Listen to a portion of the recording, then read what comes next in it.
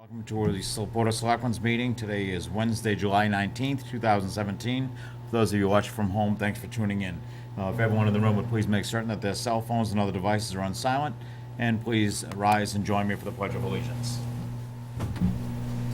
I pledge allegiance to the flag of the United States of America and to the republic for which it stands, one nation, under God, indivisible, with liberty and justice for all.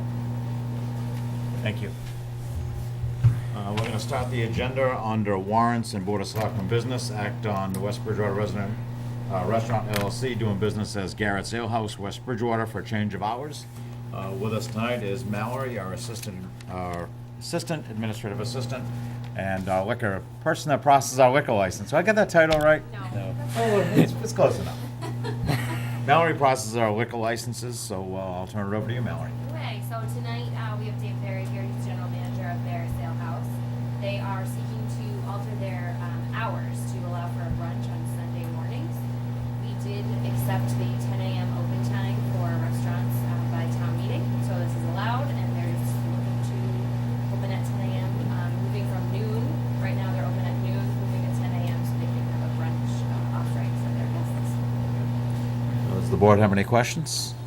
No, I don't. How's everything going up there?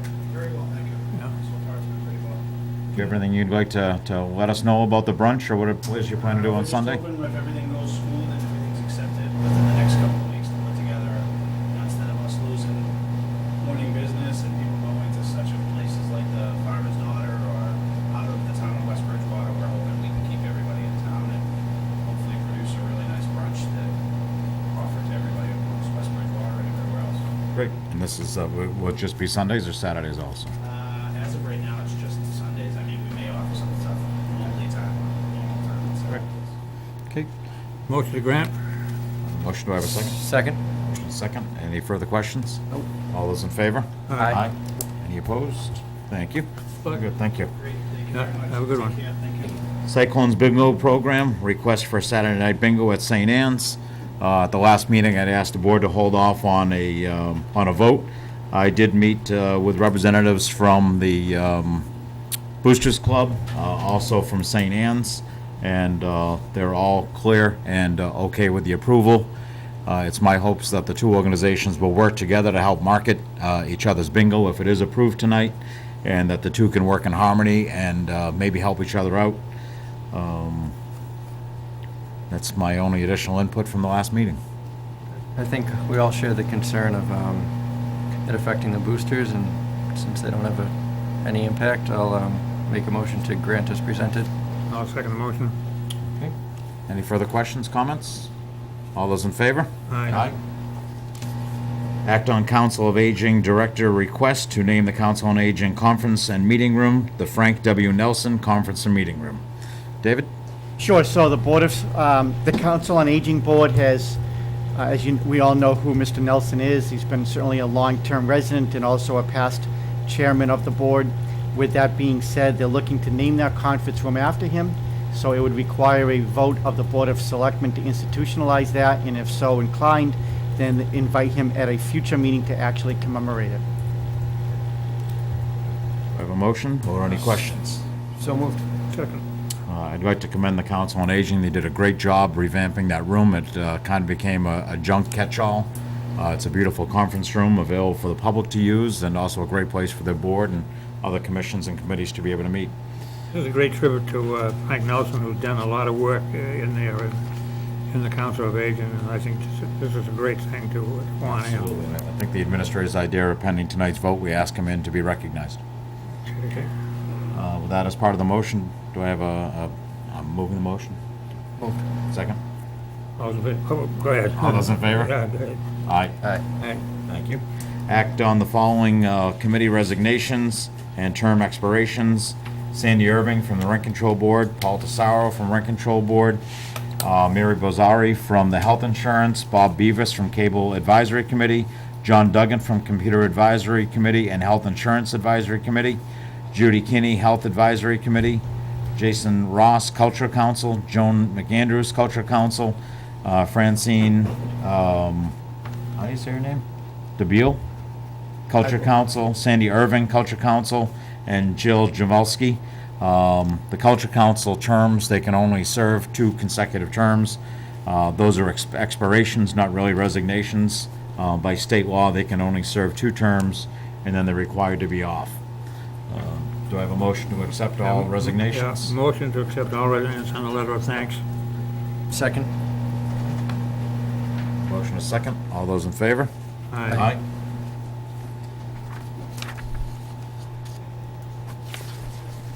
Act on Michael Hyde appointment to the Health Insurance Advisory Committee. David? Sure. So Mr. Hyde is actually going to be replacement for Mary Borsari, who is just listed as one of the resignations. Mary is from the Teachers Association for the Health Insurance Advisory. She is retiring, that's why she is stepping down. Filling her position as president of the WBEA is Michael Hyde, so that's why the appointment, it's his name by default. Okay. All those in favor of the, I'm sorry, do I have a motion for the appointment? So moved. Second? Second. All those in favor? Aye. Just as an FYI, typically when we do appointments, we ask them to come forward, but this is an appointment on behalf of another commissioner organization in town, so that recommendation comes from them. I'm going to skip over F, and actually I see representatives from the church are here. Just so you know, that was approved for the bingo.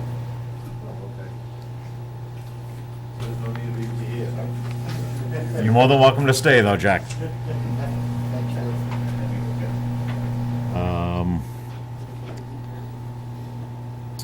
Library Union authorization, Town Council. David? Yep, so the staff at the library have chosen to petition to unionize.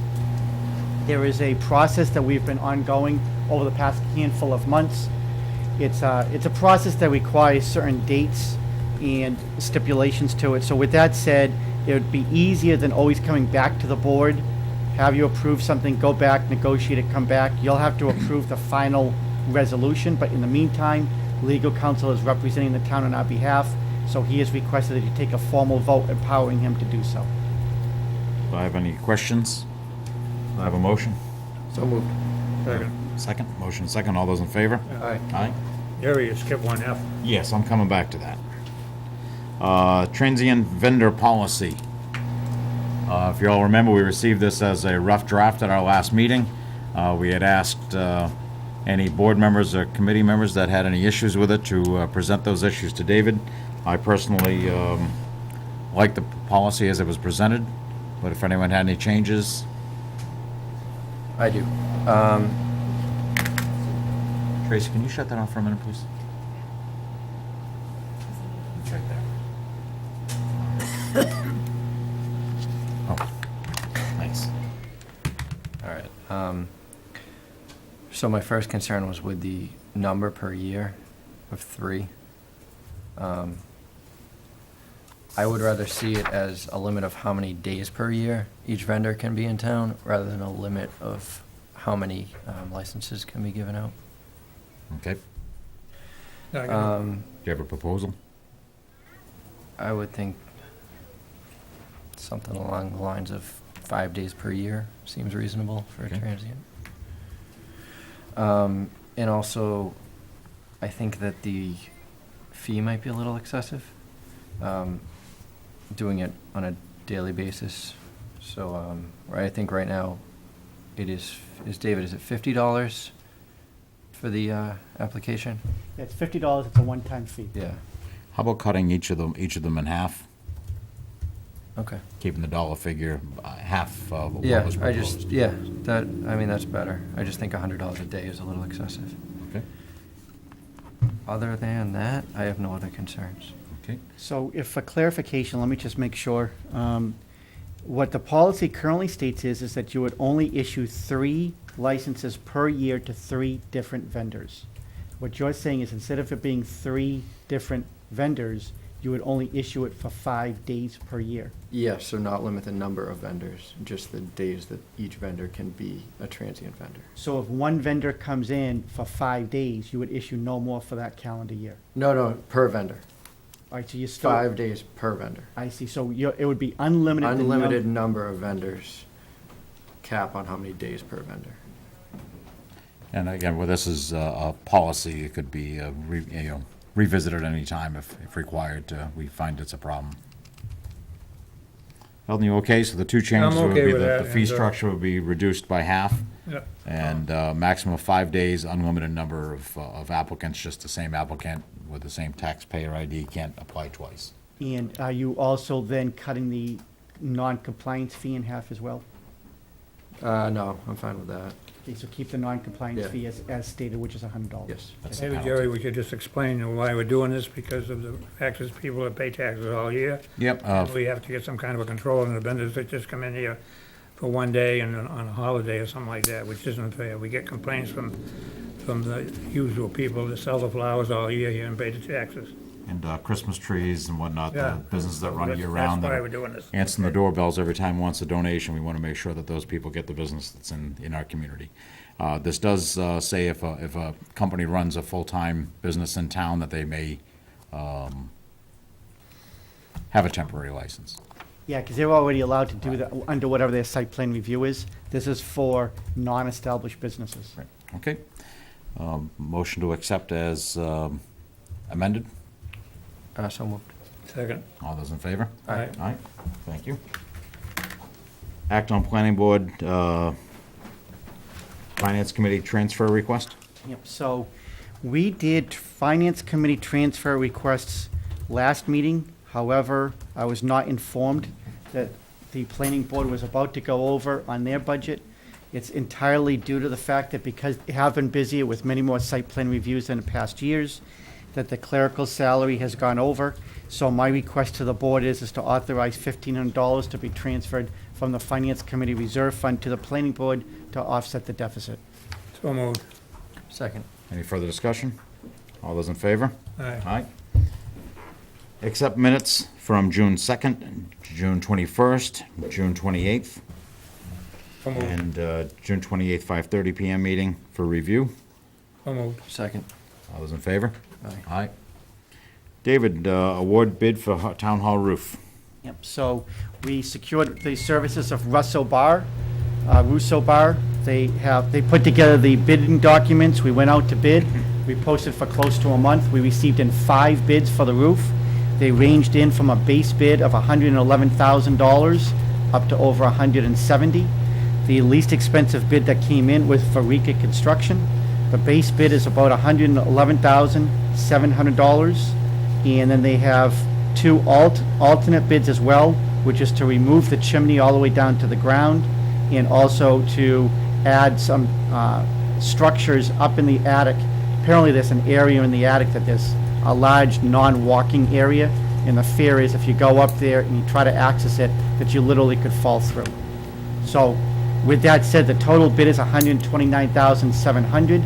We have funding that has been secured at town meeting, so I'd be looking for the Board of Selectmen to approve the lowest bid of Farika Construction in the amount of $129,700. And Deb, what was the total amount secured at town meeting? It was done over 2 meetings, right? It was $157,000. Right. What's the time frame for the project? The project will commence the week after Labor Day, and it should take about a month to 5 weeks. Any interference with the operation of town hall? We don't believe so, except that what we will do is that we're going to caution tape off a portion of the parking lot, because we'll have to have a dumpster there, and they're also going to have scaffolding as well, so they can access the roof. Great. That's the lowest bidder then? I'm sorry, That's the lowest bidder? that is the lowest bidder. I'll make a motion that we apply that to the lowest bidder. Second. A motion and a second. All those in favor? Aye. Aye. Communication and reports from boards, commissions, and town officials. Do we have any? Correspondence from the public to determine a course of action. I don't think there's any on the agenda tonight, or no one in the audience. Public comment period. Anyone have any comments on something that's not on the agenda tonight? We're not up for discussion shortly. Dave, let's see if we can squeeze in a few more. Town administrators report, update regarding treasurer collector's position. Yep, so with that said, as you know, our long-term treasurer has unfortunately decided to retire. His last week was this past Friday, his last day was this past Friday. We went out, we posted for almost 31 days. We received 65 applications in. Next week, our screening committee that you named at your last meeting will interview the top 10 candidates. Those 10 candidates will then be brought down to a number of 3 or 4. I will then vet those 3 to 4 candidates and interview them myself. And at your next meeting, whether it'll be a special meeting or your August meeting, is that you will interview those candidates, select that individual, and then hopefully put that person onto a contract. Again, this is just an update so you guys know exactly what's going on with obviously a very key position in town. Any questions on the process? No. Moving on, signatory authorization, CTA closeout and settlement agreement. Yep, so CTA was our contractor that did our middle school, senior high school. There has been ongoing negotiations as part of the closeout. Again, it's a $63 million project, and there's always going to be some issues with any project that large. Town council, myself, and a subcommittee of the School Building Authority has been negotiating this, and we believe that we have come to a resolution. However, there'll be some other elements that we'll probably have to fine tune as we go through it. Bottom line is that once we come to an agreement to make sure that there's no lawsuit filed from either party, we're gonna have to be able to execute it on the spot.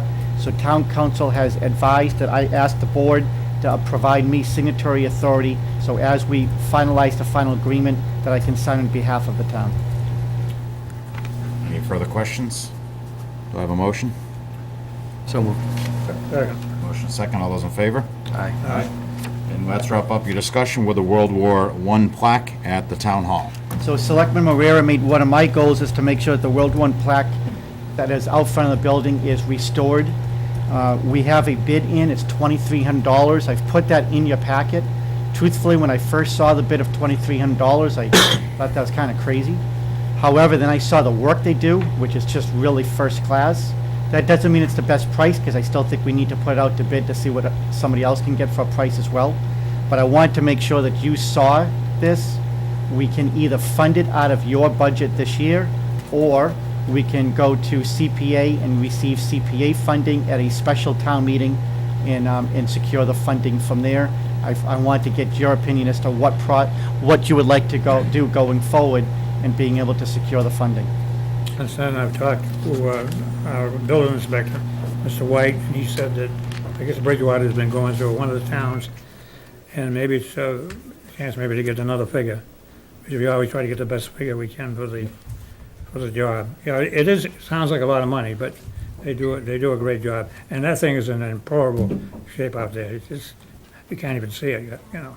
Not that I wanted to add to David's work after the fact, Eldon, but I had discussed with David when he was giving me the prices and the specifics on the restoration, the possibility of maybe moving it to the War Memorial Park.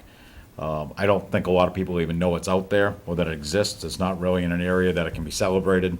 I don't know why it was placed there. That would require some research, but as part of the entire restoration, maybe we look into that possibility, or maybe there is a specific reason it was placed where it was placed. Well, let's give that to the historical. You know the problems we're having now in the memorial over there now. Let's give that to them and see what they say. Absolutely. I just wanted to Okay. bring it up for further discussion, but if the board wasn't in favor, I didn't want to waste David's time or the staff's time on even considering it. I'm not, sometimes when you try to move things and then when you really get into the trouble. Yep, that's why we're just putting it out there, not saying it's going to be done. And it probably, we brought it to the attention, probably, a lot of people don't even know it's out there, you know? That's why I would think the we're War bringing it up to Memorial their Park would be a attention better now. place for it, but that can be up for discussion at a future meeting, and maybe contact the Historic Commission, see if they know. I know Jim Benson's our local unofficial historian, but find out why it was placed there, if it's always been there or whatnot, and All right, see so what the thoughts are. what I'll do is I'll do the research on that element. I'll bring it back before the board, and then you can tell me as to whether or not if we can move it, if you'd like to. If you don't, we won't. And then we'll also discuss how we'll pay for it as well. Do you have recommendations for the payment? Do we have it in the budget? We do. Okay. David, do you know if there's any other plaques that would need the same type of restoration to do while we're doing this one? Specifically, no, but my guess is probably yes. There are 3 other brass plaques down at the town park. One's the James Keith, the Pulpit Rock Memorial. There's a couple others down there too. Some of them are in pretty good condition, but I know the Pulpit Rock one's in pretty rough condition. Okay. Maybe it would be good to lump that in. Yeah. Will do. Thank you, and that'll be on the agenda for the next meeting. Yes. All right, anything else, David? Under my report, no. Okay, moving back to 7 o'clock appointments. Appointment of Robert Marks, candidate for Council on Aging. How about that other thing for the, That's be coming up. Okay. Okay, David? Yep, so the Council on Aging has a vacancy. So Mr. Marks, who is with us this evening, has been nominated from the Council on Aging Board to be able to be placed onto that board, and he is here to be able to answer any of your questions. Hello, sir. How are you? How are you? Very good. First of all, thanks for your willingness to serve. Would you like to introduce yourself or just tell a little bit about yourself? My name is Robert Marks. I do happen to live in Bridgewater. Howsoever, my wife and I have been very, very active within the West Bridgewater Council on Aging. I'm very impressed with the way it operates, and being a senior, not only do I appreciate that, but I think I could be of some value in serving the seniors that are there. So if it's in the cards, I would really appreciate it. All right. And David, there's no conflict with a non-resident? This is an ad hoc committee, correct? It is required by law, but Yeah, the committee by itself is required by law, but I saw there's nothing in our local bylaws that requires an appointed person to be a resident of the town. And just so the public knows, our Council on Aging's all in the region, really work well together. They get to enjoy each other's meals and programs and whatnot, so it's a good carryover, and I'm sure it'd be a good liaison between the towns. Okay, any other questions? No questions? Thank you for your service, and we appreciate it. Thank you for your service, and I know a lot of people that do come up from Bridgewater also do. Oh, yes, you're Yeah, absolutely right. So, Do I have a motion to ratify the appointment? So moved. second. All those in favor? Aye. I would just like to remind people, we have a lot of vacancies. As you saw tonight, a lot of resignations and expirations of positions, namely the real important two committees. The Cultural Council is in dire need of members. Again, those can only serve 2 terms, so we have almost a fully open board. And the Rent Control Board now is down to only 2 sitting members. Without without people putting their name in to get on that committee can't even operate due to the lack of a quorum of even sitting members. So please, please, please, if you're looking to get involved in town, submit your name and resume to our office, and help make our community better. Thank you. All right, you're up. Yes, sir. I'll bring him in. Selectman Marrera asked that we contact the police department because our police unit, which is fairly new to West Bridgewater, had some outstanding accomplishments recently. And both Officer Flaherty and Officer Taser are with us today. And I see the entire Flaherty family's back there, some of the caretakers. Officer Flaherty, welcome. Would you like to tell us a little bit about the competition you all took part in? Well, it's really a certification for the USPCA. It's the only nationally recognized certification for patrol dogs. We went there really just to get the certification. He did pretty well. Well, I saw the pictures, and I thought that was the awards table for everybody, not realizing that was just Taser's accomplishment. So congratulations to you both. And Selectman Marrera. Yeah, this is has a great presentation. accomplishment, and I want to congratulate you and just getting this recognition here, because I know you do a terrific job with this dog. I get a proclamation of certificate of recognition, whereas K-9 Officer Richard Flaherty and Police K-9 Taser have served the town of West Bridgewater through their dedicated work with the West Bridgewater Police Department, whereas Officer Richard Flaherty and Taser have dedicated countless hours to training and service, and whereas Officer Richard Flaherty and Taser earned the United States Police Kennel Association National Certificate for K-9 Patrol, and whereas Officer Richard Flaherty and Taser placed first in obedience, second in agility testing, and high in several other categories during their certification program competition. Now, therefore, we, the Board of Selectmen of the Town of West Bridgewater, do hereby recognize Officer Richard Flaherty and Taser for the service for West Bridgewater Police Department and the Town of West Bridgewater. It witness whereof been hereunto set by hands and caused by the Great Seal of the Town of West Bridgewater, affixed this 19th day of July 2007, Board of Selectmen. Gary Lawrence, Anthony Kinahan, and Ellen Murray. Thank you. It's great Congratulations. recognition. And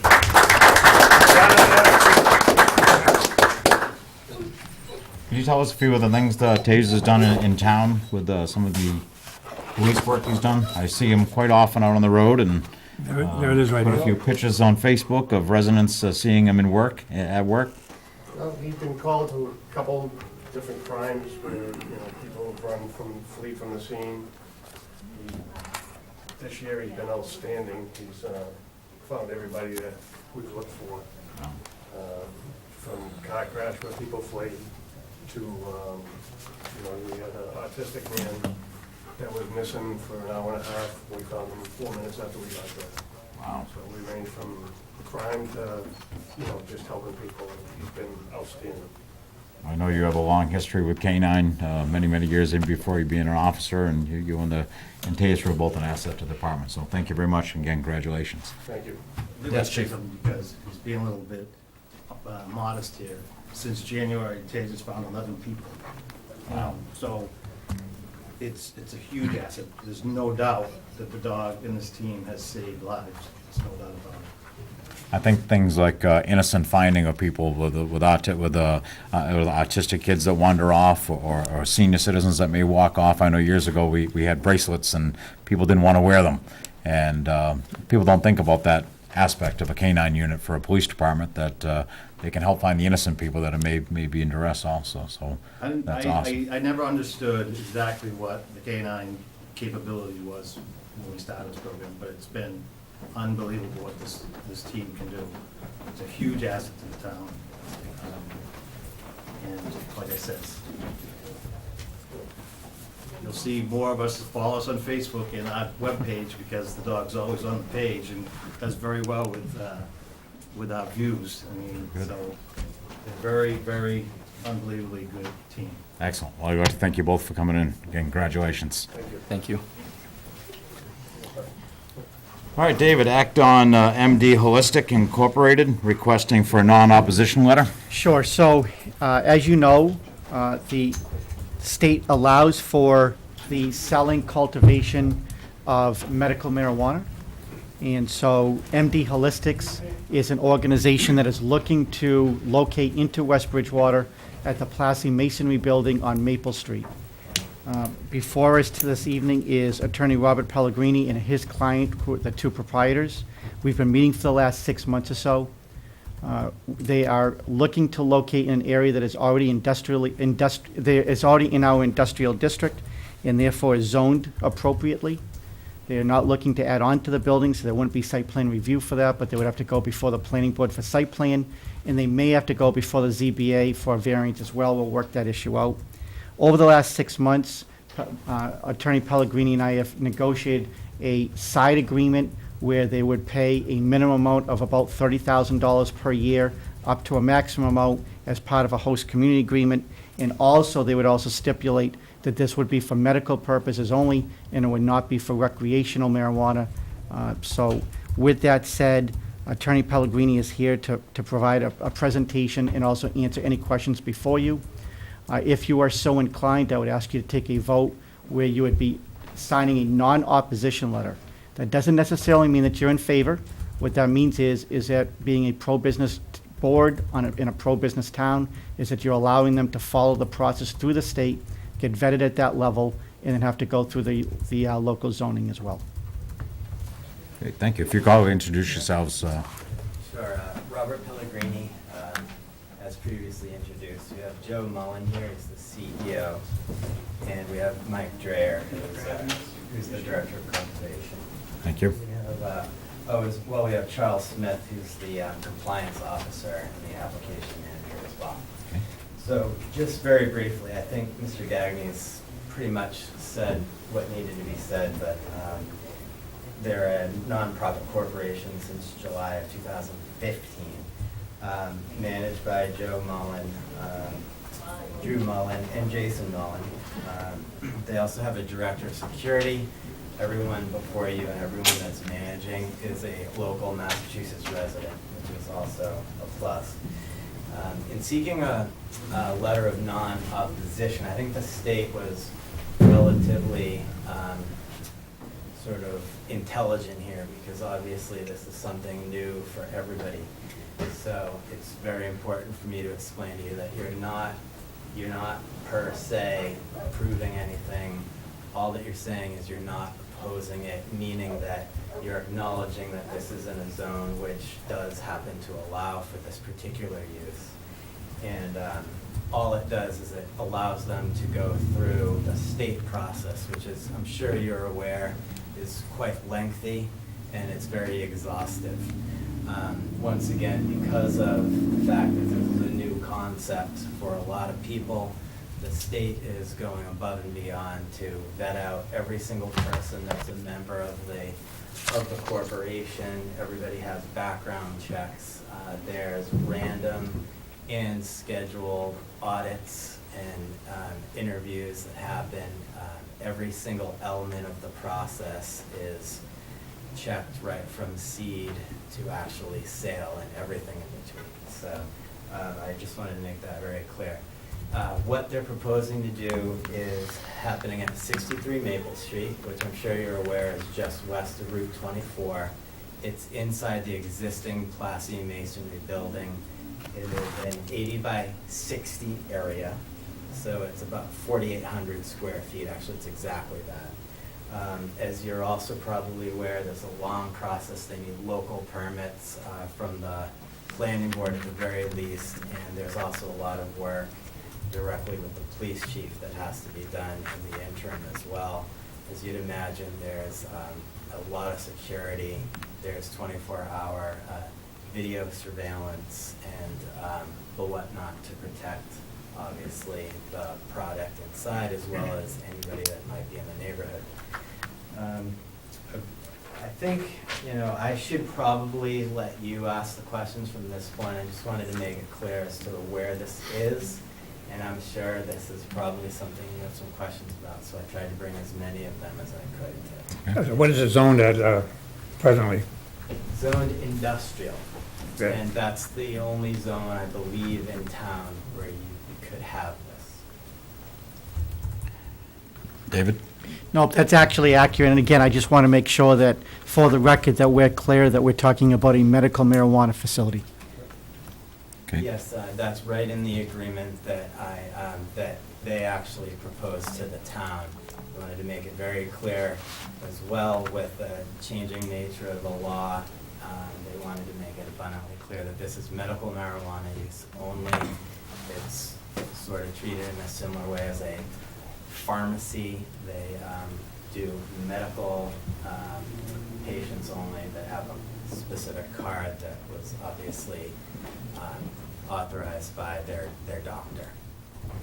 Well, ironically, you have the entire police department behind you, and the police chief in front of you, so I don't mean to put you on the spot, Chief. I know a lot of this is new to all of us, but I'd like to allow you to ask any questions if you have any. I wasn't aware they were here tonight until earlier, so the only point I want to make is, from my understanding in this big mess with the state, is that they may not be ready to give out retail licenses in the proper time. In my hearings may be changing, but what I'm saying is that what I'm hearing now, since they may not have these retails in place, that have medical facilities will automatically get a retail license, whether that's the case or not. So are we saying that we're gonna be medical, but if the state happens to not give retail and they automatically license retail to the medical thing, are we saying that we're not gonna accept that? Right. What I did is write in the agreement. It's actually highlighted that even in the case that there was a change in the law, that it would be for medical sale only. So that way there couldn't be an end around on that. So that's in the agreement with the town. We've addressed that issue. The proposed. Great, thank you, Chief, for bringing that up. Good question. Anthony, you have any questions? What's your experience with these stores, running them, working in them? Michael Dreyer, Director of Cultivation for MD Holistics. Thanks again for having us. I'm a Massachusetts native, but studied horticulture and economics for the past 15 years, I guess, as I look back on it. I worked in the regulatory environment in Southern California from 2010 through 2012, where there was a lot of city activity and moratoriums imposed on the like for the use. From there, I was hired as kind of an industry consultant to work in Nevada, in Reno, and Las Vegas to help with a similar application process as well as operational procedures, and ultimately all of it kind of culminating in safe access from the folks in law enforcement and how they can work with the industry as well as for patients and proprietors and the like. Are the others new to the business?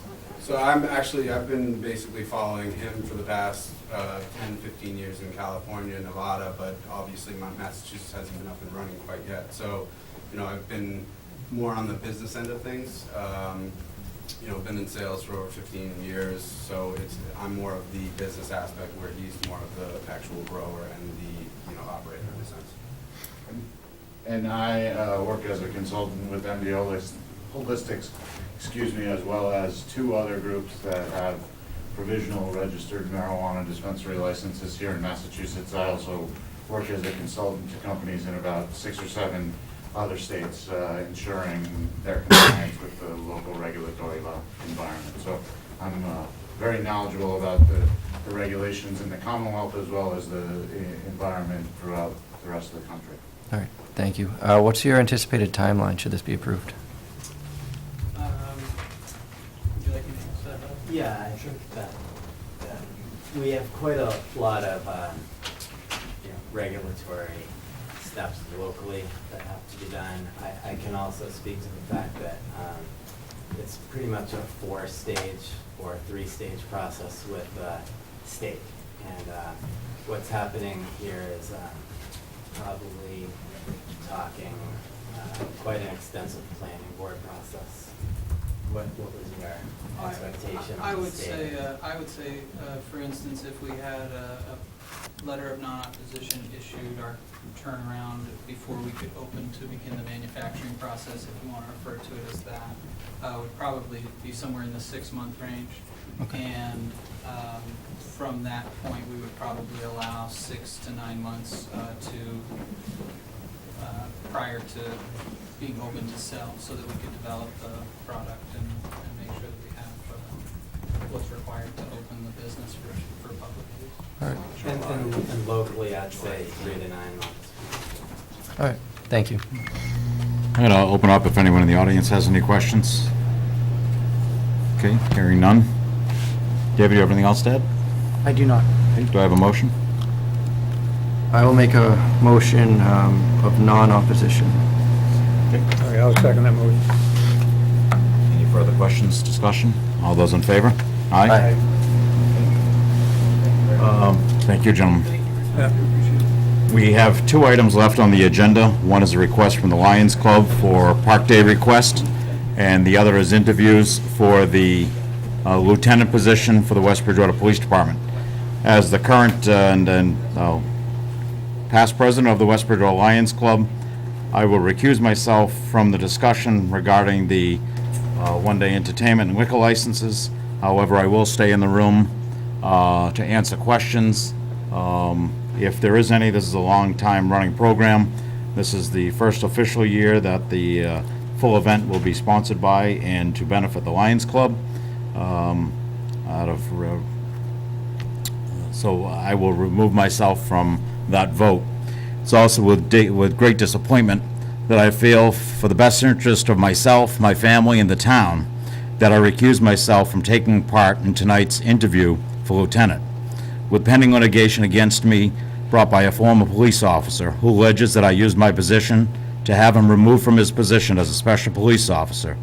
Though these allegations are not true, and I'm very confident that the evidence will show in court, 2 of the officers that are candidates tonight and the current police chief are witnesses or are involved in this case. Therefore, it is my feeling that for my own interest and the best interest of the town, that I recuse myself from taking part in the interviews tonight. With that being said, I'll leave myself on the table. Okay. To disclose for the Lions Club, I'm also a member, although not as heavily involved with Park Day as Jerry. So before us, we have approval of a liquor license and entertainment license. I have no concerns with it. Eldon? I'll make a motion to grant and waive the fees. Second. All those in favor? Aye. Aye. Mr. Chairman, if I could, we also need permission for the Board of Selectmen to close down River Street for the event, which will coordinate with the police department. Also, park rules prohibit amplified music, tents, and being in there after sunset, so I would request that our organization be allowed on a waiver of those requirements. Okay, I have no problem with that, and I'll make a motion to that effect. Second. All those in favor? Aye. Aye. Thank you very much. Thanks, Jerry. Okay, with everything completed on the agenda, other than the lieutenant interviews, I'd like to make a motion for a 5-minute recess. So moved. All those in favor? Aye. Aye. Thank you.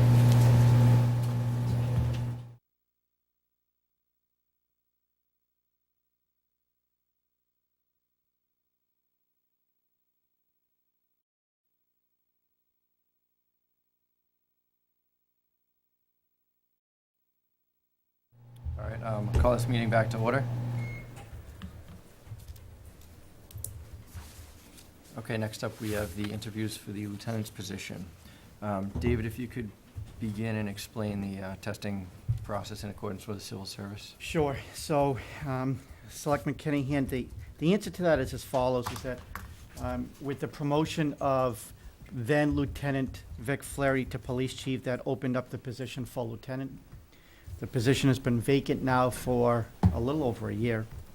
There were 5 people that were, through civil service rules and regulations, that were qualified to become lieutenant, 4 members certified. Those are the 4 members that you will be interviewing this evening. We went outside to an independent third-party assessment center. We went out to bid for them in the fall. On December 13th, that assessment center here at the town hall conducted an all-day interview and assessment with all 4 of the candidates. I was a party and an observer of that, so I saw firsthand the professional organization that they were and the level of commitment that they made and that these individuals made back to the town. It was a pretty grueling day. All 4 of them did an exemplary job, and truthfully, is a really positive testament to our police department. That assessment center then scores them.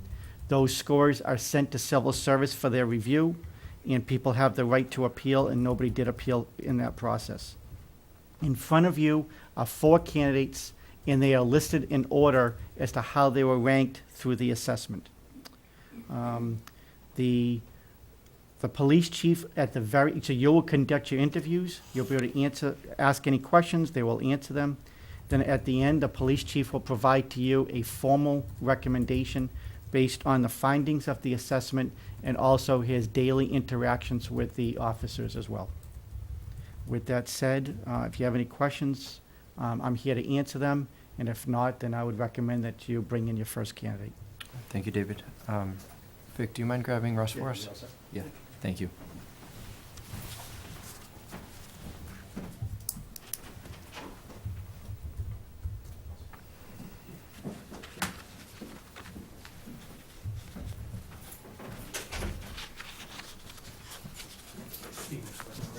Yeah, good. Nice to see you. See you. Welcome. Thank you.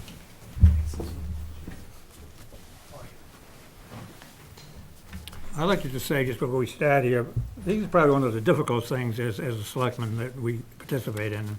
You see the phone here. This went silent when I got here, because before that, they just keep calling. And we realize in the effort that your people put in to get here, to get this far here, and we recognize that. And we're just hoping you'd put everyone on there as a lieutenant, but this doesn't work. So there's always winners and, losers and this kind of thing. But we do the best we can and try to interview. And I noticed one thing there, try to get lobbied, both politically wise and law enforcement people. So we got both sides, so it wasn't just one side or the other. But like I say, good luck, and we'll do the best we can. And we'll welcome you here tonight. Thank you, sir. Sergeant, do you want to move up closer to the table so the microphone picks you up?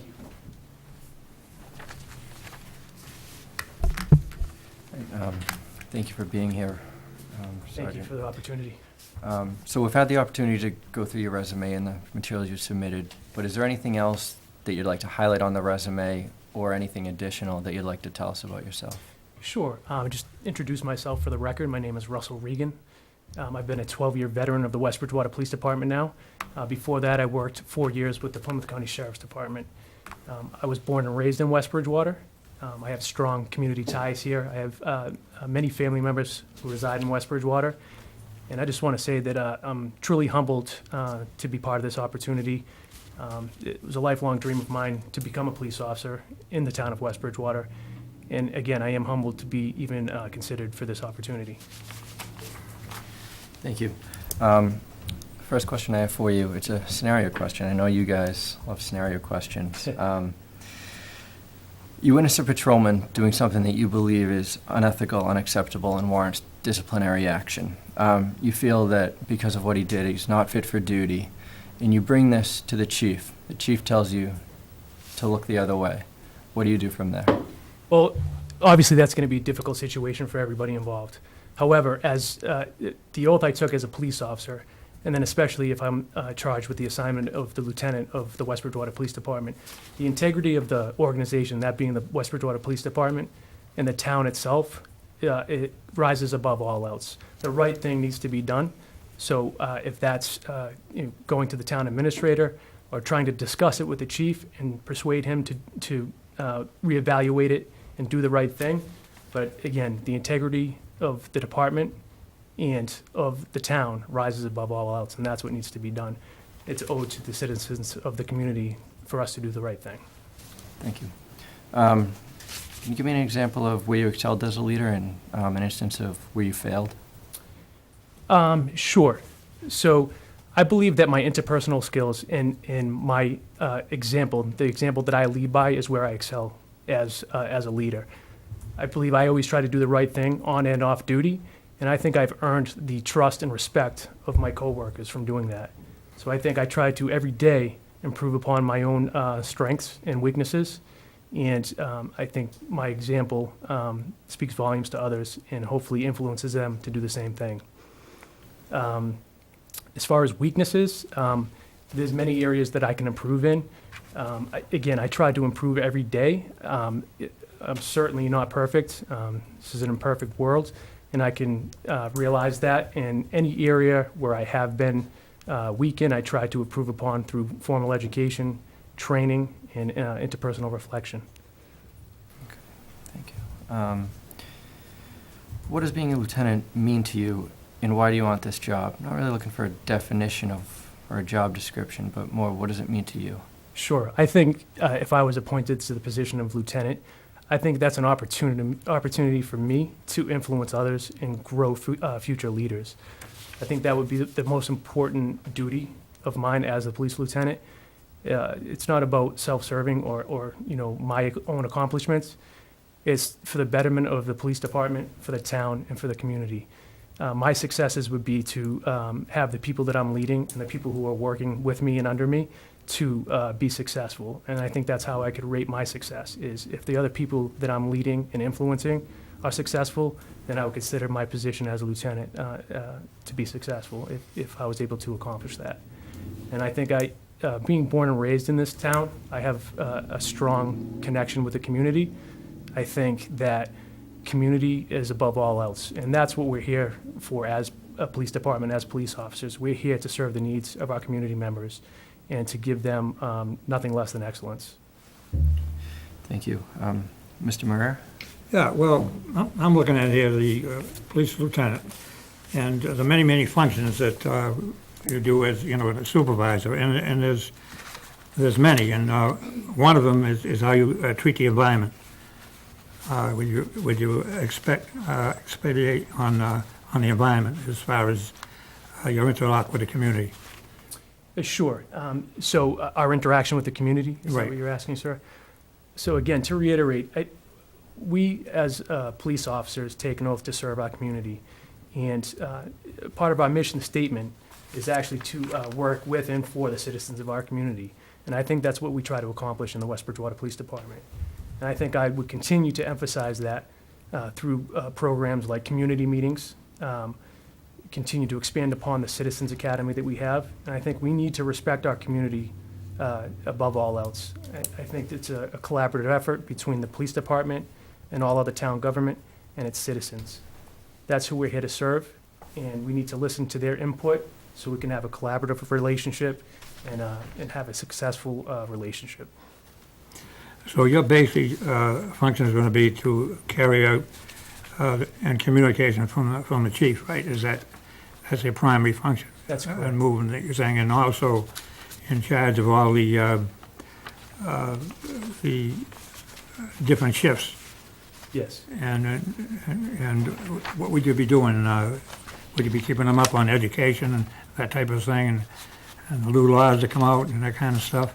I see one of the things that's requested here there is a thing that, how are you in writing grants? One of the assignments is to write grants for the police department? Correct, yes. That would be something that I would continue to focus on, and we want to try, as a department, we want to try to take advantage of any fiscal opportunity that's awarded to us, either through state funding or federal funding. And I think as a lieutenant, that will most likely be one of my duties and my responsibilities, and I think that I have the understanding and the knowledge base to flourish in that role. I think, to be fiscally sound as a department, we need to try to be forward-thinking and progressive and utilize any money that is available to us to help fray the costs of running an efficient and forward-thinking police department. How long have you been on the police department? Approximately 12 years now. And as a sergeant, how many years? 4 years. 4 years as a sergeant? Yes. Okay. Why do you think that you would be the best choice for this job? Well, I think that I'm a dedicated, hardworking, trustworthy person, again, that has the best interests of the police department and the town above all else. I was born and raised in the community. I have strong community ties, and I think I understand the needs of the community and its citizens. And I think that I would focus strongly on enhancing that relationship with our community and making sure that the people I'm leading are successful and produce excellent results in service, quality of service to our community. Okay, I have no other questions? All set? All set. Thank you. Thank you. Thank you, Mr. Mayor. No, thank you. Thank you, Russ. Thanks.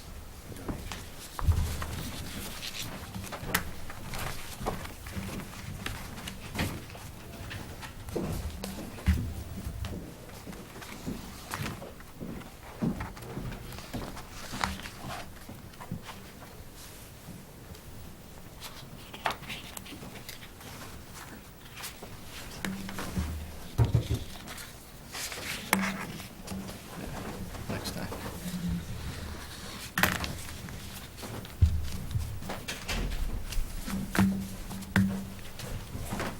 Hi, Jimmy. Welcome.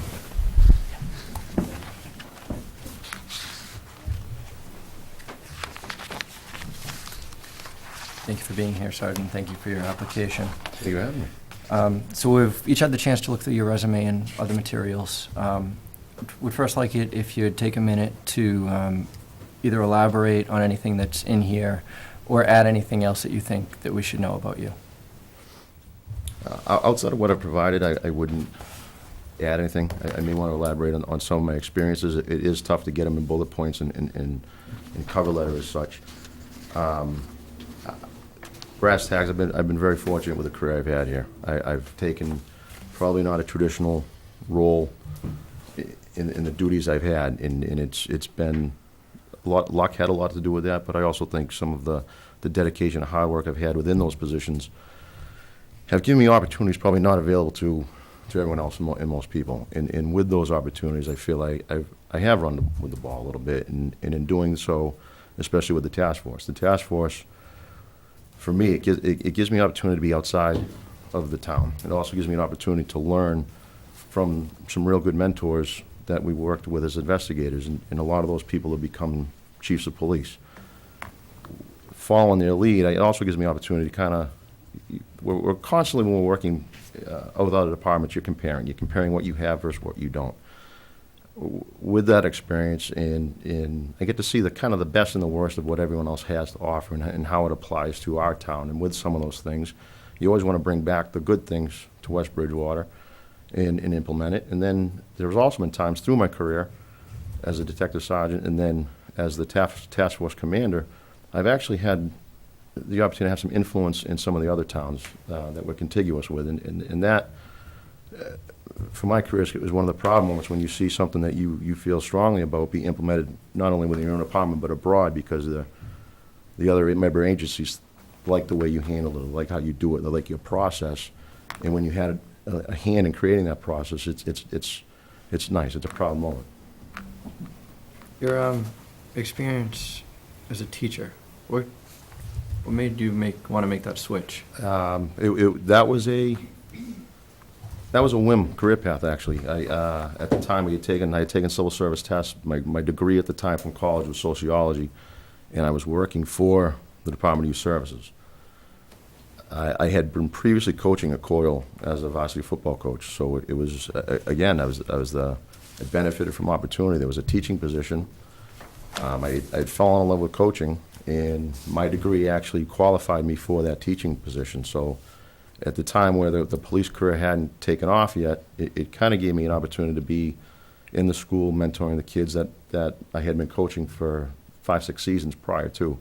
So it was, I hate to say it was a happy accident, but that's really what it was. It wasn't my intention at the onset, but it was something I got into and really enjoyed. And through policing, I've kind of always, I try to anyway, keep that teaching perspective with the younger guys, with the community, with my own players, with my own kids. And I think that that mindset has kind of followed with me even to this day. Thank you. I have a scenario question for you.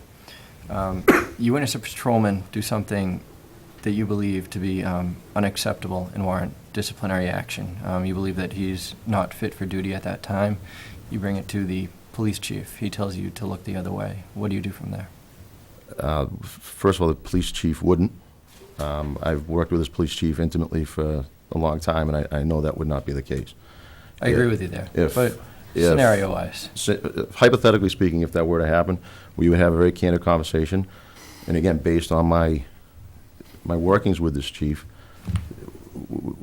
we have the ability that we will come to a resolve. The right thing will be done. And for me, and again, I know the answer you're looking for. It would not happen.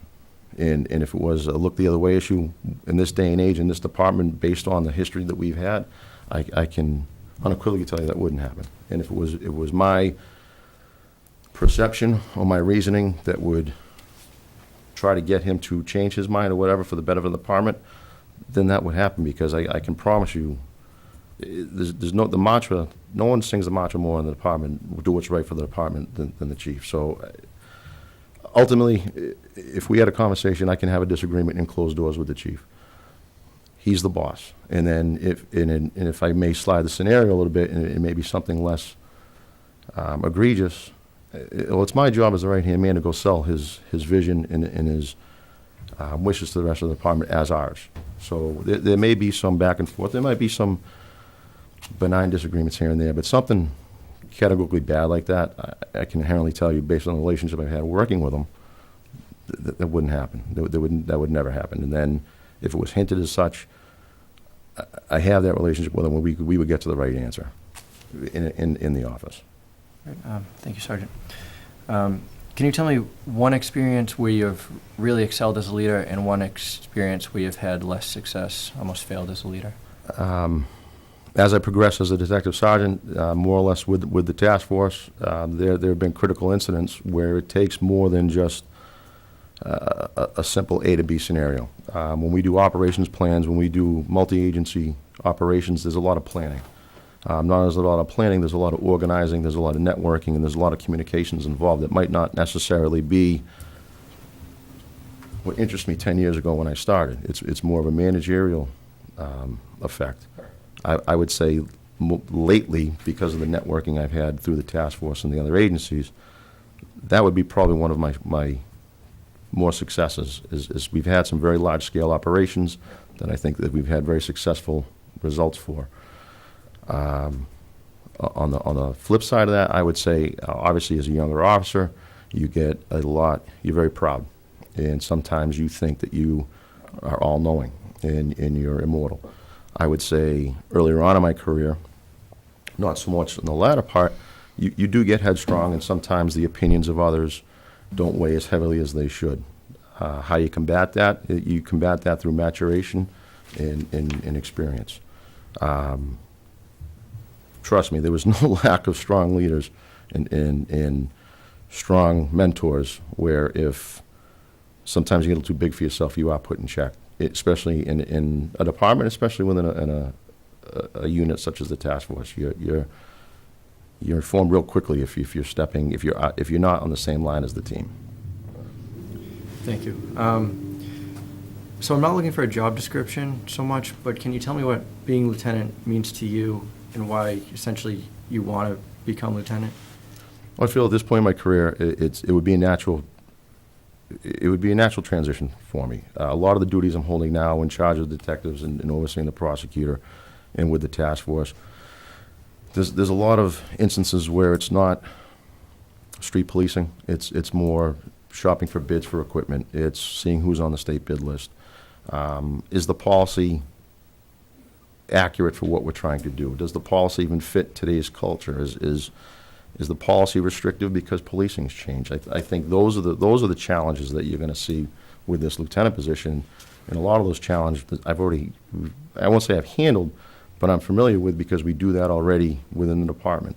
I feel that there have been a lot of times where policy necessarily wasn't conducive to how we would operate, and I would bring it up to the lieutenant and now chief and former chief, and I've had my hand in policy adaptation and changing for years now, and I just think with the lieutenant's position coming up, it'll be a lot of policy, it'll be a lot of integration towards certification and overseeing specialties, which I already have practice in doing. If you were appointed to this position, would you have to give up the web task force? That would be, again, it's like everything else. Unfortunately, for most people, I have one boss. I have 5. So it would be a collective decision of the chiefs if that would be something I would have to give up. And that would be a collective decision amongst the group. I feel right now I don't think that I would, it wouldn't be a problem for me to manage both, if that's what you're asking. Okay. Thank you. Mr. Murray? That's basically the question I was going to ask. Is you're so busy here with the task force and the town, are you going to be able to handle lieutenants? That's basically the question. The benefit of the task force in working with the other 5 chiefs is I've had the ability to train a lot of their drug investigators and their detectives. With that, I enjoy the confidence that they have instilled me to have that ability to train their guys. We're young, we are in a transition, but we're very capable. So my duties, as much as Scott Allen, when he made chief, he had left, my duties are more administrative with the task force and less street crime. So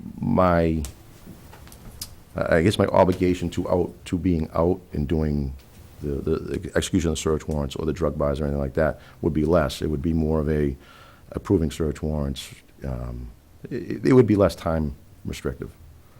Okay. And how are you, as far as the job environment, as far as getting around to your schools and things like that? How do you fit in with that? Have you done any of that? Communication with the environment, or do you? I feel I work very directly with the environment. I sit on a committee called SART, it's Sex Assault Response Team, and with that we deal with a lot of community partners. And the one thing I had noticed in having a family, having daughters, we sometimes protect them too much and we don't introduce them to the dangers of the big bad world. Through my partnership with SART, we actually brought domestic violence and sex assault training to the high school this year. And it was the first time that we had done something like that. And it was, in my opinion, very receptive, just because of the amount of kidding and teasing that we get from the high school students on the presentation. And I talked to Ms. Page and Mr. Bodwell, and programs like that we're going to continue with because they thought it was beneficial to the town and the kids to kind of learn an uncomfortable subject, not necessarily from the teacher's perspective, and issues like that. Every year at the prom, I've been asked to give the prom safety speech. We've given substance awareness talks routinely at the high school. Recently, right now, we're running a sports and conditioning camp over at the high school for younger grade kids. And at the end of every practice, what we try to do is we try to infuse a little bit of policing into it. You know, even though we're acting as mentors and role models, we are tying it with a community awareness piece, which, again, I feel has been very effective. How are you following orders like, from the chief or people that, even if you might not think that is the way you would like to go, how would you negotiate with the chief and seeking the right way with both you could be happy with? Well, ultimately, an order from the chief is an order from the chief. My opinion really doesn't come into play. If this was something that I felt strongly against or about, I have that relationship with the current chief to have a discussion. But again, at the end of the day, that's between him and I and closed doors. At the end of the day, the order is the order, and that's what we're going to carry through, and that's what's going to be promoted to everyone else. What will make you the best choice? I just feel my ability, my experience. I feel my ability to network, my organization with the other departments, my observations on what works abroad and what doesn't work abroad. I think I've been blessed with a career that's given me outside opportunities, and I can take those resources and those networks and bring it to the town of West Bridgewater as well as the police department. There are towns that are they're very good at this niche. There are other towns that are great grant writers. And as far as all the administrators in the contiguous towns, I know them personally. So it wouldn't be, the learning curve wouldn't be that hard because I have a good support system where I can get advice. So I think that would probably be my strong point. Okay, how's your computer experience there? Baptism by fire. Learned through college, through typing on an old word processor. Word processor. But no, in this day and age, I would say I'm very competent. You have to. If not, you're not able to do the job. I know you seem to be very respected among the law enforcement in the neighboring communities. I think you get that from the being on that task force where you interlock with other communities, and they probably do have probably a chance to get to know them. They get to know you probably, where other people that come in here don't have that kind of thing. That's what Correct. Cover a lot of ground. I have no other questions. David, anything? I do not. Okay. Thank you. Thank you, sir. Thank you. Thank you, Timmy. Yeah, thank you. Did that for you.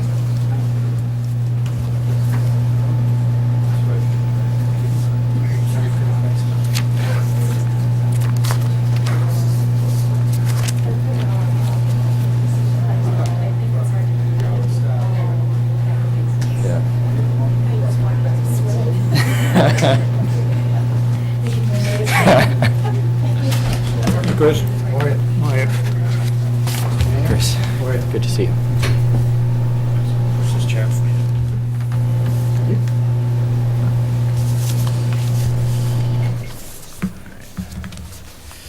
Just for the noise, not to make you sick. We've had the chance to look through your resume.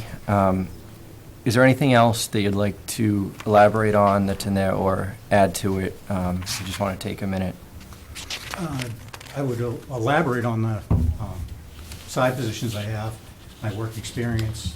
I got on, I'm one of the only officers that's actually worked under 4 different chiefs. But I got on in October 1996 as part-time, full-time in May 1999, and made sergeant in 2005. I got my master's degree, same year, 2005, in criminal justice administration. Since that time, I've worked all shifts, midnights, 4 to 12, day shifts. I've supervised just about everybody in the department at one time or another. I have a lot of side jobs that are assigned to me. some of which I've initiated, some of which have been given to me, and I've taken lead on them. I do the gun licensing for the town of West Bridgewater, I do the, records keeping for the breath test. I'm in charge of the drug disposal, prescription drug program that we have. I'm in charge of 911. Past jobs, I've pretty much covered just about all of them. I've at one time or another was in charge of one of the computer guys. I was one of the, I did alarm billing for quite some time. So I feel like I've touched on just about everything throughout the department. Thank you. I have a scenario question for you. You witnessed a patrolman doing something that you believe to be unacceptable that warrants disciplinary action, to the point where he's not fit for duty. You bring this to the chief and he instructs you to look the other way. What would you do from there? It's something that I honestly believe it's a not fit for duty scenario. Yes. And at that point, then I would have to sit back with my chief again, advise him that I strongly disagree with his decision, and that if he chooses to take no action at that point, where it's a fit for duty issue, then I think I would go over his head and go to the Board of Selectmen. But I would inform him that that was my choice and that was what I was going to do if he didn't handle it on his own. Thank you. Can you give me an example of where you truly excelled as a leader, and then an example of where you had less success as a leader? Where I've excelled as a leader, I think all my officers would tell you, I'm not a micromanager, but I'm stern. I watch what they do, and then give them feedback when the log is weak, when their reports are weak. I've had plenty of experience in over 20 years being on the department, and what needs to be in a report and what's not necessarily a strong point that should be covered in the report.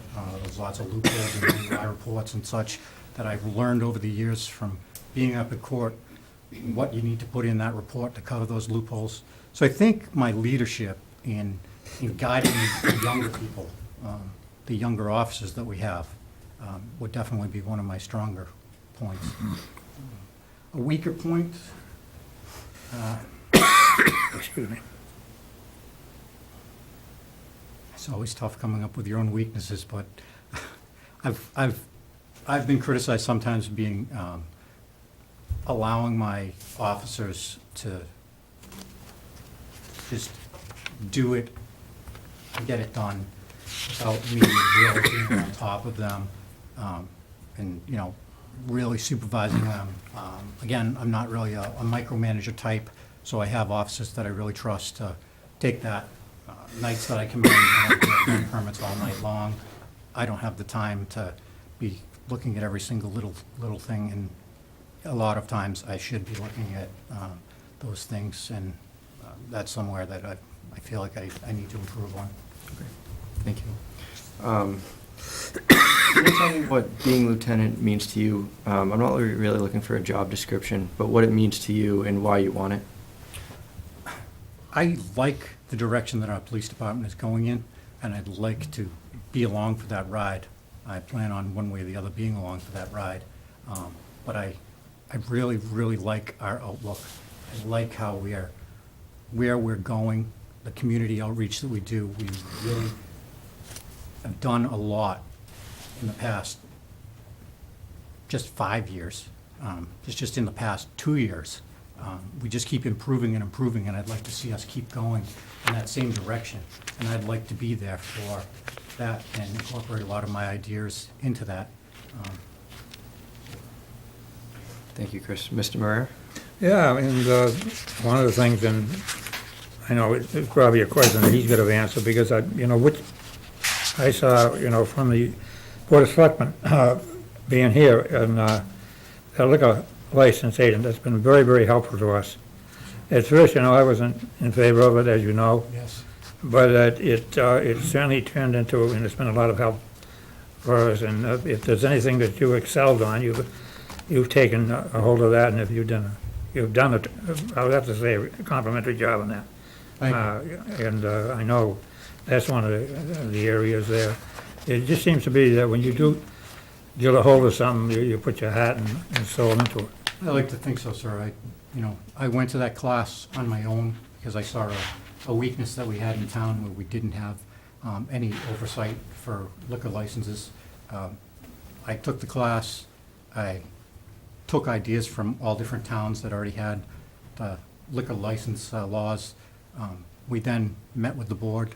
It's before you here, Mr. Kinahan, but I met with you and Jerry and Nancy. Right. Over months and months. We whittled it down and came up with a workable group of acceptable rules and regulations. And then from there, I became the liquor license agent. So now I do annual inspections and I'm in charge of. That's been very, very helpful to us. Now, how about job environment there? How do you react with the schools and everything? I was on, right now I work 2 4 to 12s, 2 midnight to 8s, and before that I was all 4 to 12s for about 9 months. Prior to that, I was on with 1 full year, the day shift. I was the day shift supervisor, and during that time, we incorporated the school checks. And I think that's really gone a long way in this town. The kids get to meet the police, see us on a daily basis. I look forward when I work a day shift to still do a school check. I was on a first name basis with every secretary and a lot of the teachers over at the schools. And I think that program really went a long way when it was first done as kind of a security thing, but it turned into a real community policing aspect.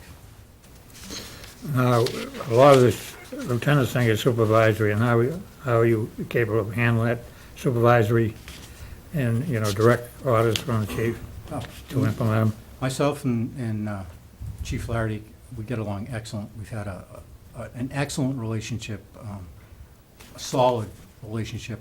I go back, he's gone back the full 21 plus years that I've been on, but for the past 13 years, myself and him have worked close.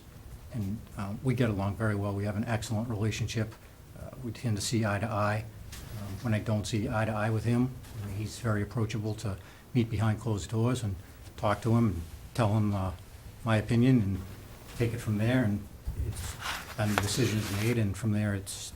How about your education experience? So I graduated Bridgewater State College in 1996 with a degree in history. And then I went on to get my master's degree from Western New England College in 2005 in criminal justice administration. I am a graduate of West Bridgewater High School, class of 1991. I have ties, they go back 44 years with the town of West Bridgewater. And you pass all the physical requirements to be a police officer and handle yourself out there in some difficult times? Yes, sir. I have no other questions. All set, all set. Thank you, Chris. Okay, thank you. Chris. Thank you. Thank you. Thank you, Chris. Thank you. Yeah.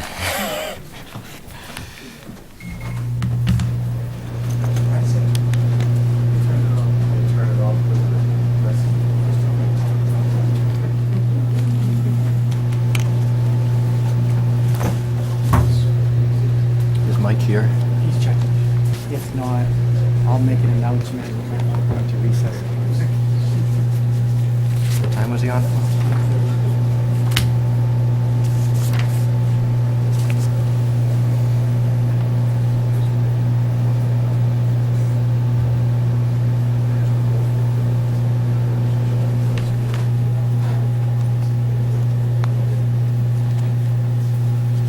Hey, how you doing? Welcome. You too.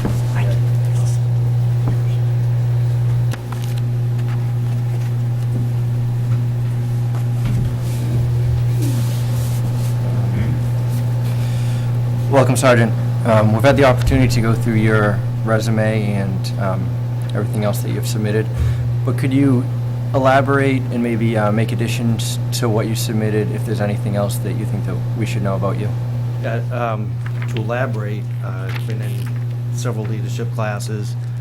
The FBI trilogy is probably the most significant. That's a combination of the supervision, command, and executive courses, and it's directed towards management, and I've successfully completed that. The other thing I'm really proud of is the SWAT Team Leader Development course, which is that's specific to the regional SWAT team, and the team likes to send people who are either already in leadership positions or being built up to be in leadership positions. And they sponsor me for that. Thank you. I have a scenario question for you. Sorry, I'm going to shut this off just for the noise. You witness an officer do something that you believe to be unacceptable and warrant disciplinary action, something that makes that officer unfit for duty. You bring your concerns to the chief, and he asks you to look the other way. What would you do from there? In a situation like that, you can't look the other way. I mean, I know you bring it to the next level, and you'd like to squash it at that point, but if it's an officer doing something that makes him unfit for duty, it's putting the public at, public safety potentially at risk, as well as the fellow officers, so you have to take it to the next level up. Okay, thank you. Could you give me an example of where you believe that you truly excelled as a leader, and one example of where you had less success as a leader? Excelling as a leader, I would probably put myself in a SWAT position. We've had scenarios where we've had to really think on our toes, and you have to make that split-second decision, and you have to be able to do it and have faith in your brothers that are beside you, and they have to have faith in you, and you have to move forward and do it. And that whole team as a whole is just filled with leaders, because at any given time, anybody can be in a different scenario where they have to take the point. In a position that I haven't done so well, probably when I would say when I initially got promoted to a sergeant. And really, anytime you get appointed to a new position like that, it's a learning curve. You have to rely on others, and that's what I had to do. You experience situations that you've never seen before, and you have to just be able to be strong enough to rely on your coworkers and ask them and say, hey, what would you do in a situation like this? And I think I've done that. Thank you. So I'm not looking for a job description, but can you tell me what being a lieutenant means to you and why you want to fulfill that role? Well, I think that's second in command of a town department, police department, at that. And it's a position that I would think everybody in the town looks up to and has a certain respect for. So you need to be able to maintain, you have to be able to, on duty and off duty, be able to carry that responsibility on your shoulders. And as a whole, it's making the town a better place to be. Thank you, Mike. Mr. Marrera?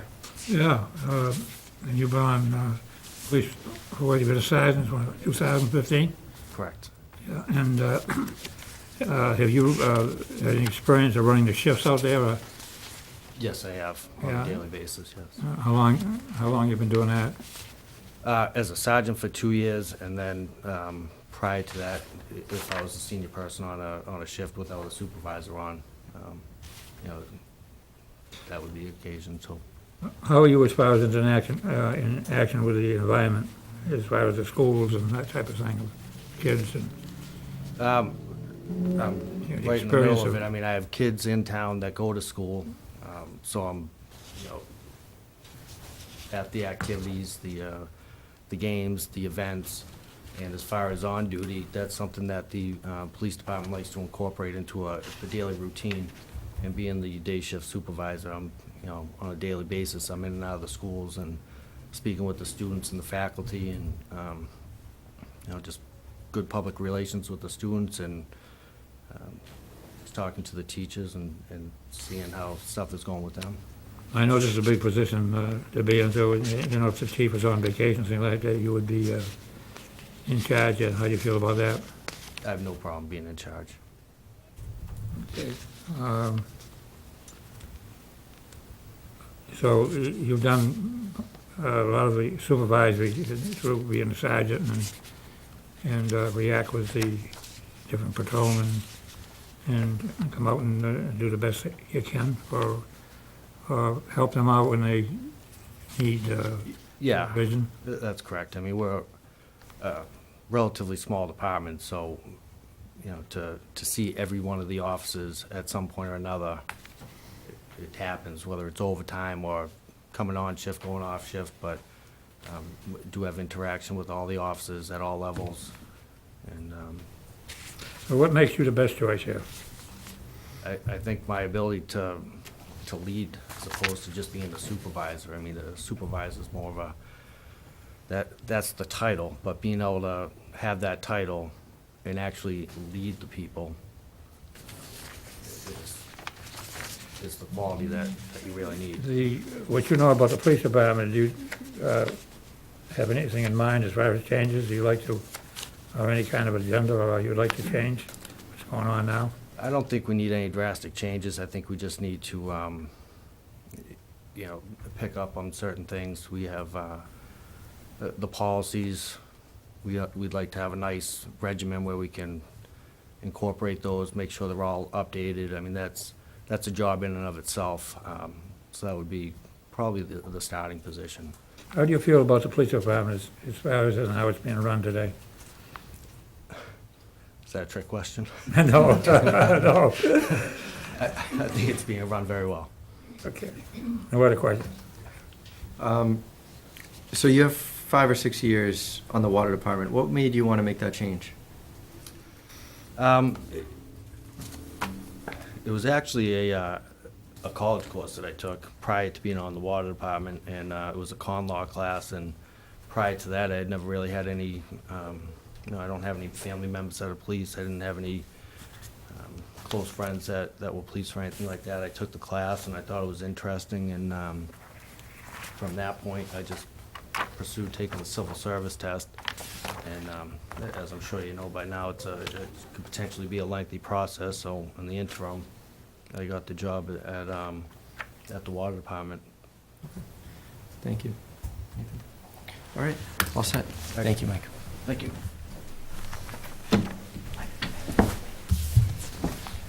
Thank you.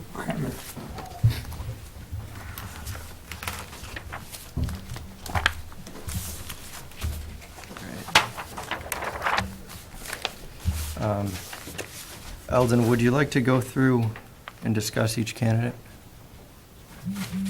before we hear from the chief?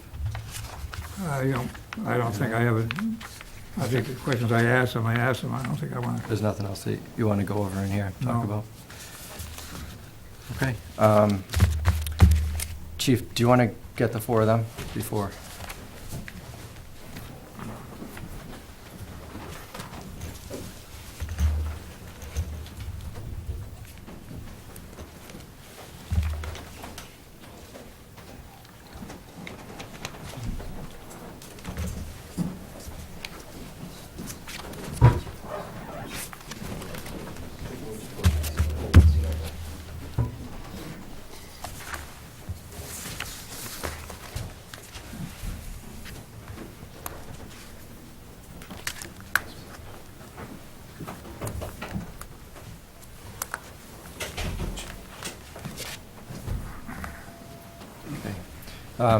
Thank you all. At this time, I'm going to ask the chief to give his recommendation. We value your opinion as you're the one who's with the 4 candidates on a daily basis. Unfortunately, we don't have that opportunity. So would like you to give your recommendation. First of all, I want to make this very clear. We have 4 really good people here with different levels of experience. I think it's important to note that regardless of the appointment tonight, we still have the 3 are going nowhere, and we're still going to move forward in a professional way. And I've been part of the hiring process for all these dedicated officers and watched and supervised their growth. So I'm very aware of their experiences and capabilities. I believe it's imperative that our next police lieutenant has the necessary experience and confidence if for some reason I'm not readily available to respond to a major incident or emergency and can take control and command of that situation. I understand the importance of the decision being made tonight and the importance to the board of my recommendation. I make this recommendation with the department's and town's best interest. I make this recommendation solely based on my knowledge and experience commanding these fine supervisors. With that being said, I recommend Detective Timothy Nixon to be the department's next police lieutenant. I know we sat here and listened to all the interviews. I'm just gonna do some things that I find important. With Sergeant Nixon, he holds a master's degree from Bridgewater State University. He's the second most senior sergeant here of the 4 interviewed. He is presently the commander of the Web Major Crimes Task Force, and this appointment being made by 4 chiefs, not by myself. I believe Sergeant Nixon being involved in being the commander now of the Web Task Force has given him the necessary and valuable experience to become the next police lieutenant. In this role, Sergeant Nixon supervised numerous officers from 5 local departments, while additionally working with local, state, and federal agencies. He has gained confidence in his ability to become the second in command, and I have utmost confidence in his appointment for tonight. He's gained the respect of his officers in the department and the 5 police chiefs that he works with in the task force. I said I'm not sure if everybody understood or knew that he taught at Cloak Cassidy. I know you had brought this up. I think this experience, being a police officer, combined with his experience as a high school teacher, will bring a good balance to this position. I think that's important. Sergeant Nixon has experienced leader both in our department and in the community. Sergeant Nixon has the experience, balance, and knowledge to succeed in this new and very challenging position. Thank you, Chief. Okay. Eldon, do you have anything else, or? The only thing I would say, I think this is the first time I've ever got 4 letters of recognition from 4 different police chiefs, and recognition of Nixon, and also 1 as state police lieutenant. And I've never remember receiving that letter of recognition. I have it in my files over here, and I think you've all seen those letters. Yes. So, that's about all I could say. Yeah, that was impressive to have that much support from local departments. Yeah, I get a lot of social, people, political people call you and something like that, but I never really got in, and I did get called from, law enforcement, and I got quite a lot of calls from law enforcement on this one, which really hasn't happened before, Maybe you got local law enforcement, but usually, chiefs or other, and they were part of the team that, more or less were on that team that we have that goes out and looks at this overall picture, Yeah. Okay. I'll entertain a motion if you'd like to make one. I'll make a motion, Tim Nixon will be the next lieutenant. And Selectman Kenny, if I may interrupt, if you could just make the motion subject to successful contract negotiations, because it's a non-union member, I'll have to negotiate a contract and bring it back to the board for execution. Okay, well, subject to that. Thank you, David. Second, all those in favor? Aye. Aye. Thank you all. We appreciate all that you've done for this town. Congratulations.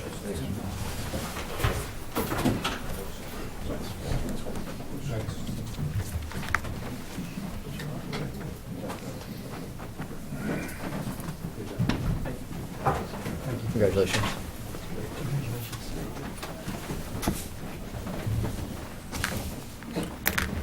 Okay. Do you need me for anything?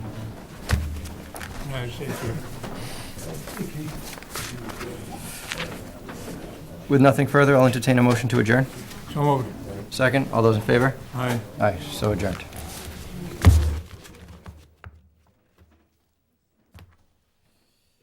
Good night.